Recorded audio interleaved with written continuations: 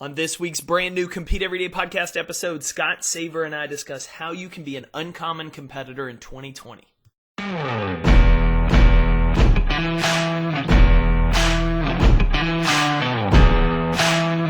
What's up, competitors? Welcome back to the Compete Everyday podcast. My name's Jake Thompson. I'm excited to get to hang out with you today as we are in the second week of January. We are kicking off the new year strong. As you can tell, we've got multiple podcast episodes dropping every week to help you level up your game this year. On Wednesdays, you'll find interviews with guests around leadership, career development, mindset, mental toughness. And then on Fridays, you're going to find some additional content, short, sweet episodes to either give you a kick in the butt, give you a pull up, or help you stay motivated to win your work, your workouts, and your life this year.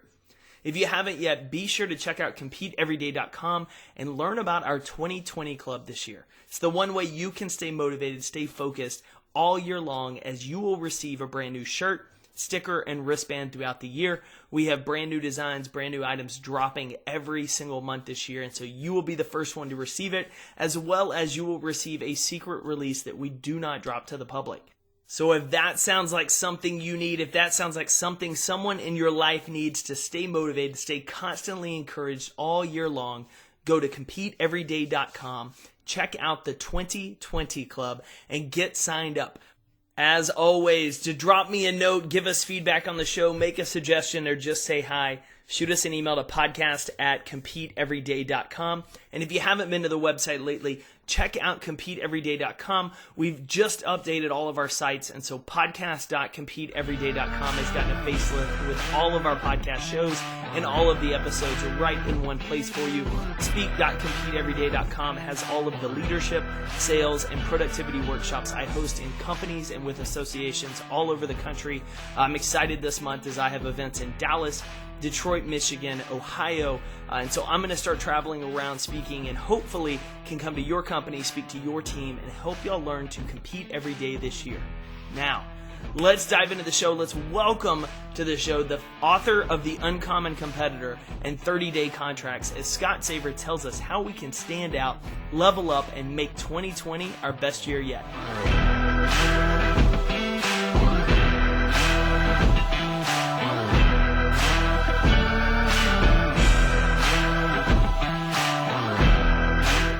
Scott, welcome to the show today. Hey, excited. Compete Everyday podcast. Let's go, sir. Man, The Uncommon Competitor. This is going to be fun.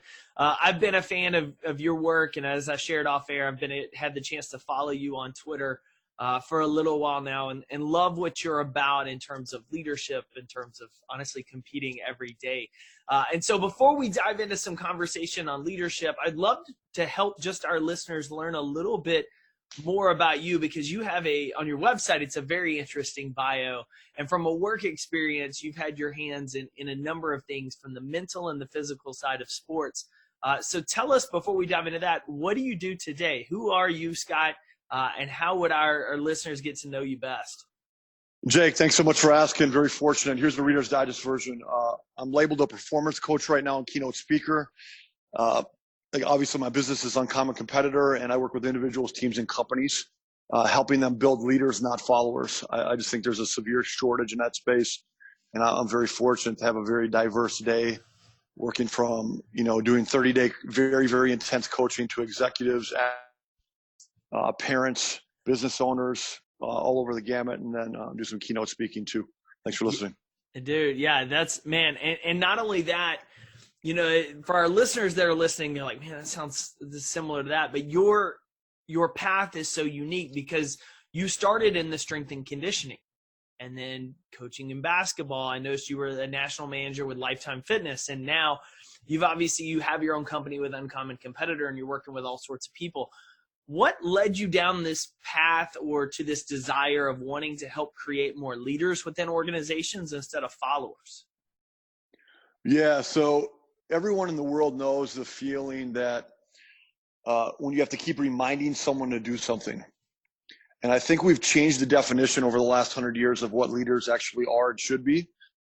Leading someone, or if you define someone as a leader, it doesn't mean you tell them what to do and they do it. That's a great follower. And that's not leadership. Leadership is being independent. It's not having to be reminded. It has nothing to do with perfection, but it's being self-directed. And I think there's just an extreme pandemic in that space right now, not only with teams, but also with companies.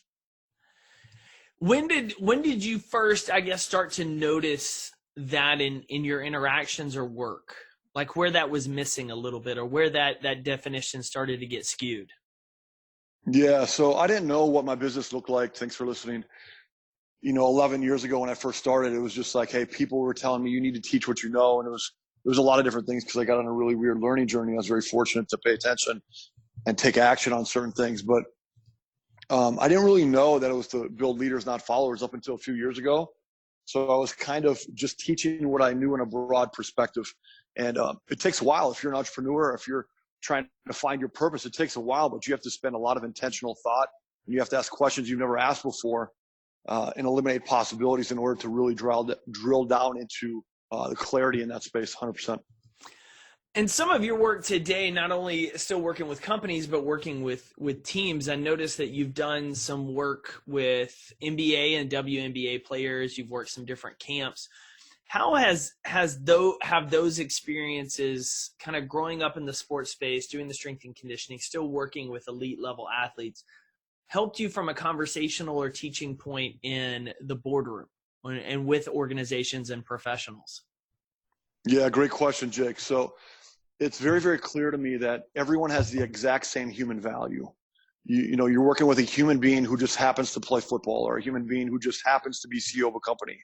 And I think we confuse each other, and whether we change our prescriptions or the way we communicate because it's a male, female, or an executive or someone who makes this X amount of money, it's all smoke and mirrors. It's human value.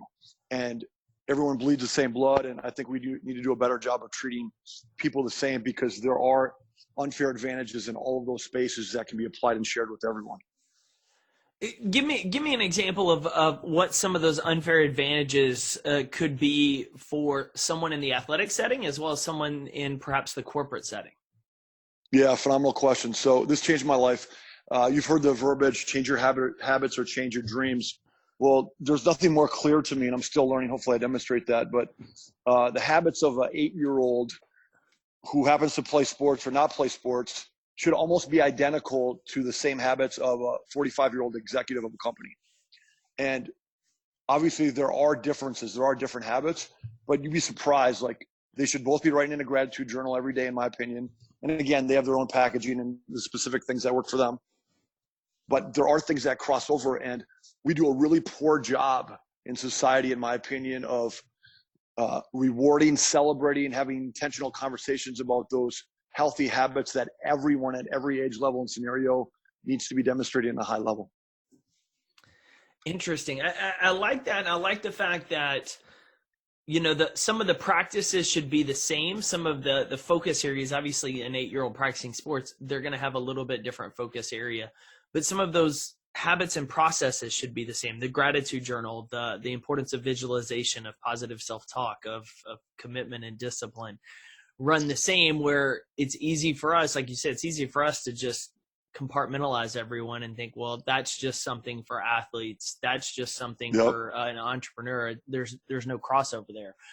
Would you say starting to see those needs for the similarities, starting to see the need for more leadership development, consistency in some of those practices has really compelled not only your work, but obviously the work behind your book as well, One Day Contracts?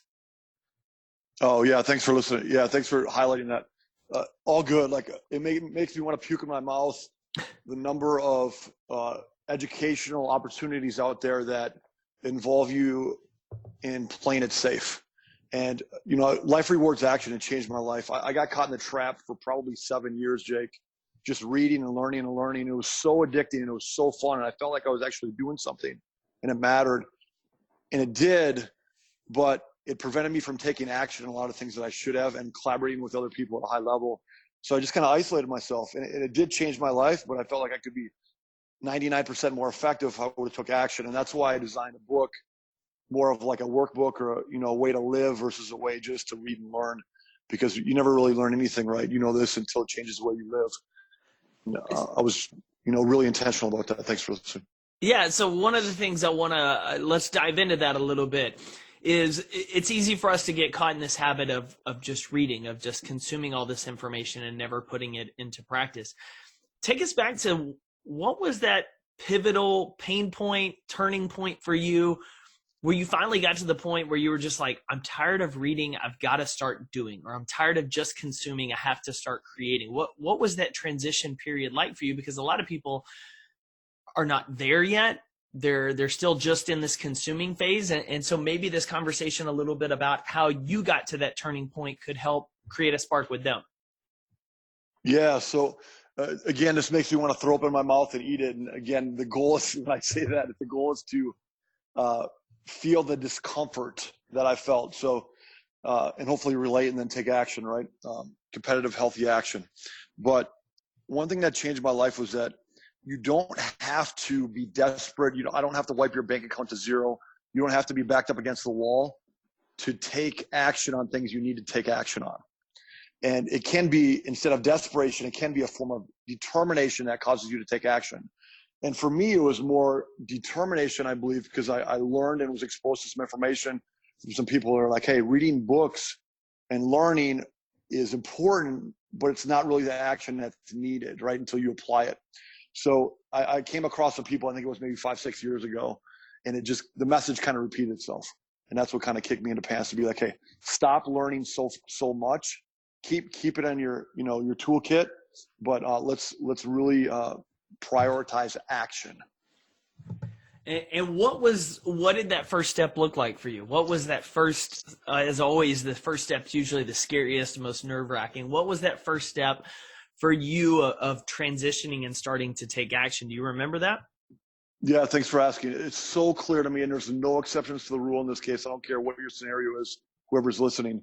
You have to simplify everything in your life. It starts with personally and then relates to professionally. So personally, thanks for your patience. Literally, you go through all of your tangible items and you get rid of like one of every 5 things, no matter what. Average households get like 300,000 items. And the reason why you do this initially to take more action professionally is you got to create more bandwidth so you can think about your work and your strengths and your non-strengths at a higher level. You just can't do that if you have all of these things floating around your house that require bandwidth to think about, store, take care of, manage. It's absolutely insane. It's so clear to me that's the first step, is subtraction and simplification personally. Like literally get rid of everything you own, everything. And it would surprise you at how much you don't need. And it just frees you up to think about people more, your professional skills more, everything, and then do the same thing professionally. So I got to go, thanks for your patience, go through all of my information I've learned, computer files, everything, all of the, my notes, everything. And you got to be very intentional. You got to stay up till 2, 3 in the morning and do this stuff. And nobody in the world gives a rat's tail if you do or not, if you don't. And you have to do it. It has to be a priority. Subtraction, simplification first, and then it'll free you up to spend more intentional time and thought on the things that matter most moving forward. Okay, so I want to dive into that a little bit more, and here's why. When I mentioned earlier for listeners about your unique work history getting to this point, one of the things I found interesting in your bio is about really the diversity of it and how multifaceted it is. But a lot of the things are all about adaptability. For instance, you competed for 4 different collegiate basketball coaches in 4 years. At the age of 21, you had 4 jobs simultaneously. You created successful business. You've taken 10 years to write a book, because I would imagine, similar to myself, who's taken years to write that first book, there's a number of other factors and things going on in your life, and prioritizing those 4 different jobs, prioritizing the work-life balance, as well as adapting to changes, seem to be a consistent theme with you. And so I'm curious how you help people learn to be more flexible, adaptable, I guess would be a great word, in terms of going and dealing with what life throws at you while still maintaining focus toward an important goal. Yeah, great question. So again, everything is cyclical. So we're always working on the skills that you just suggested. And that has to come down, drilled through, prioritized through your habits. So maybe one thing that I've learned to this point that I'm still learning, again, I don't walk in water. I haven't perfected anything in my life. But I think it's like your relationship with money. You got to have a better understanding by studying intentionally what those skills are that never graduate or that will never become irrelevant. So Jeff Bezos taught me this, right, in Amazon, like identify the things that will never change and be really good at them. So whether it's communication, simplicity, value-driven environments, the ability to be present, which the majority of the world respectfully doesn't really help us with ever. It's embarrassing. And so it's like, okay, you just get cast out to the wolves every day and hey, good luck, Jake, good luck, like for real. And so you have to identify and spend some intentional thought, identify what will never change, those skill sets that will apply to a lot of different platforms that'll help you navigate the transitions better in life, and then get addicted to leveling up in those skills. I really believe that. Okay, I love it. All right, Scott, before we start to wrap up, one of the things we've talked about earlier today was the importance of a gratitude journal. And as we start the new year right now, gratitude is a key piece. We know that people can succeed without it, but it makes for a pretty miserable experience, pretty miserable success rate at that point. Once you get there, you're unsatisfied, you're unhappy. But if you learn to be grateful for the process and for the people in that process with you, it can completely change your life. In addition to writing down perhaps each morning something you're grateful for, what are some ways that you try to encourage people to live a more practical daily life of gratitude? Yeah, Jake, thanks for asking. So I will never waver from this. Hopefully I demonstrate this at a high level. If there's anyone listening right now who don't think writing a gratitude journal is a big deal, it doesn't mean you're a bad person. It doesn't mean I'm a better person. It just means that you haven't done your homework. It literally guarantees a 10% increase in happiness. That's 100% controllable if you write down what you're grateful for on a daily basis. You don't ever have to tell me any different. Hey, if I'm going to increase my happiness, guaranteed literally 10% minimum, I'm going to do it every single day. Now, it doesn't mean I'm going to bat 1,000 and be perfect, but you don't have to show me any other studies. You don't have to show me any more research. And then outside of that, here's a really powerful way to justify that of which I've found. Go to any work environment, any sports team, I don't care where you go. I don't care, go to church, go to anywhere you want, and just listen for like 30 minutes to how many people say please and thank you. It's so bad right now, Jake, that I'm actually coding sports teams and companies at how often anyone in their environment says please or thank you. Like, and I don't care, you can never ever measure intentionality. So you don't know if it's fake, if it's real or whatever. You got to get past that. You just got to say, hey, at least people are intentional about it and they're awake to it. And I'm telling you right now, like this is biting so many teams and companies in the butt because it's gotten to a point right now where we've lost our way in demonstrating the importance of gratitude because, right, where there's no gratitude, there's no joy.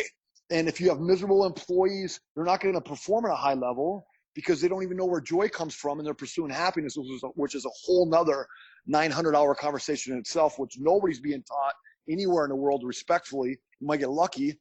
And it's just, again, it makes me want to throw up in my mouth. There's so much work that needs to be done in that space. And I'm telling you as a friend, you can't get by on a daily basis to keep your radar up and your awareness up at a high level unless you reflect intentionally on your gratitude. You just can't do it. Well, and what I love most about what you just shared and what immediately popped in my head is how the interaction and experience of going for a chicken sandwich at Chick-fil-A is so much different than going into almost any other fast food restaurant. Yes, sir. And it's the simple as my pleasure. And you're like, what? Yeah, like, thank you so much for, the food. Oh, it's my pleasure. And like, that's how they're trained. And whether it's a genuine, it's a reflex, you still get a very different experience from that person on your end, whether they really meant like that's truly a pleasure for them or not. And I honestly believe that for most of them and their staff, like they have a servant mindset. They have a servant leadership mindset. That's the type of people they look for. Those are the type of people they train. That's what's created their experience. And it's no denying where that success has come from. Like it's a chicken sandwich. Everybody went nuts at Popeyes for the chicken sandwich over a week or two, but like Chick-fil-A's got the staying power. And so what you just shared about the importance of please and thank you and the little things, like when you go get coffee at Starbucks, talking to the barista, talking to the person checking you out, saying thank you, saying please, like really can change someone else's experience within your workplace and outside of it. I agree. And that's why Chick-fil-A outperforms. Look at the literature. They outperform most restaurants in their space in a ridiculous number monetarily. It's unbelievable. Oh, yeah. I've laughed about their franchise model about how it's like limited. You can only own like one or two Chick-fil-A's because people that own those stores that have that attitude would buy them up. But what they've done uniquely is they've helped train more leaders. You look at it like they're selling chicken sandwiches, but what they're doing is creating a culture that helps train more servant leadership and shares that attitude of gratitude for better lack of a word. So I love the fact that you hit that home and would challenge our listeners today to really dive into that, to start as simple as having a sticky note on your desk, in your car, that you just write down one thing that you're grateful for today to start building that habit. And you don't have to do 30 minutes of meditation. You don't have to write down a list of 50. You just have to start with one and just getting that ball rolling and moving. Scott, for someone listening that is intrigued by this conversation, that knows 2020 needs to be their year, that they've got to reframe a few things. You mentioned that your book, One Day Contracts, is a little bit different than a normal read in that it has activities. It has things to do throughout the book. Give us a quick pitch on it and what listeners can expect if they go onto Amazon and pick that book up this year. Yeah, thanks for asking. And again, I'm just a vessel. The books is just a tool, right? So I'm very proud of the product that I put out there because I believe it's very different. It's not for everyone.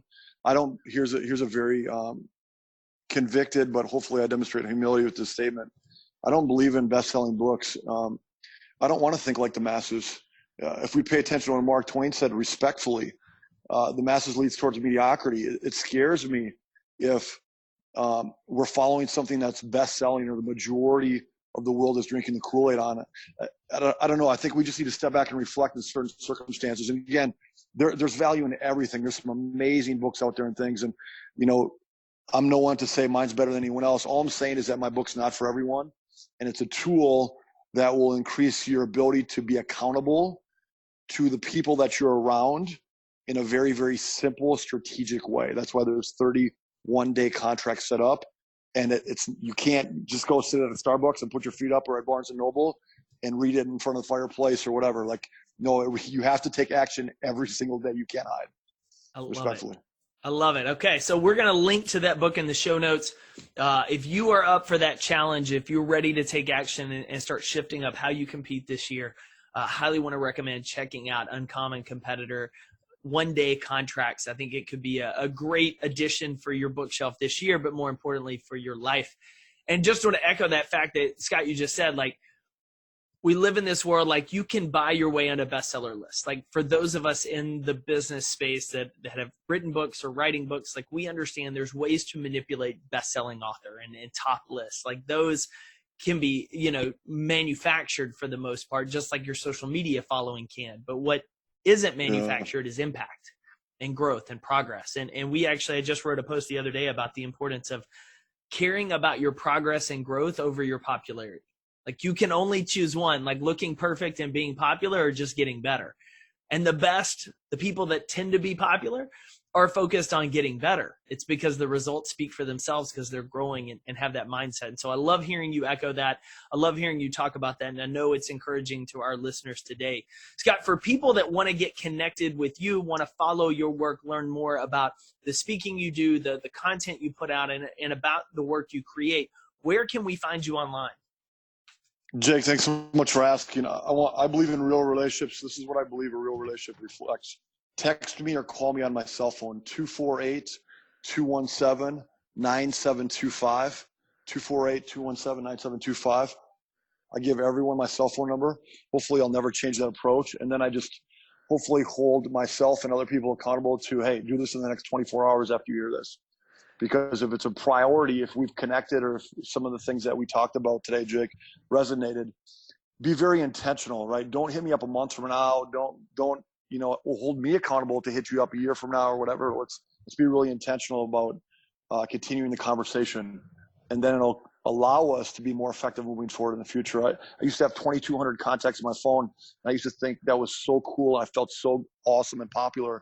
It's a lie. I'm down to 384 contacts now on my phone, but they're with people who you can count on, who are very, very intentional about their relationships personally and professionally. It's changed my life. So thanks for, honoring that request. And then if I could say this, please, Jake. Yeah. Just an honor to be on the podcast. I really, really appreciate what you do.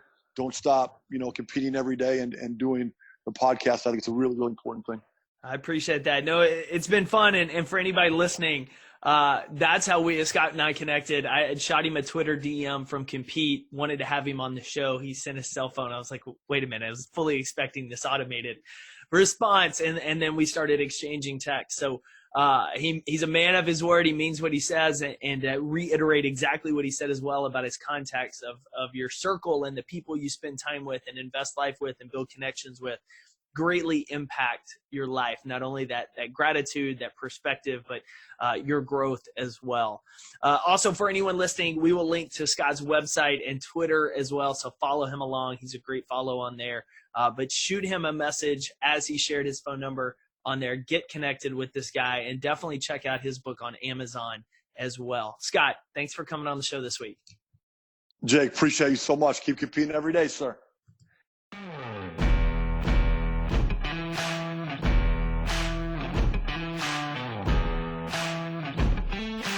Thanks again, competitors, for tuning in to another episode of the Compete Everyday podcast, your weekly home to cultivating the winning mindset necessary to excel in your work, your workouts, and your life. To connect with the show, learn more, visit CompeteEveryday.com.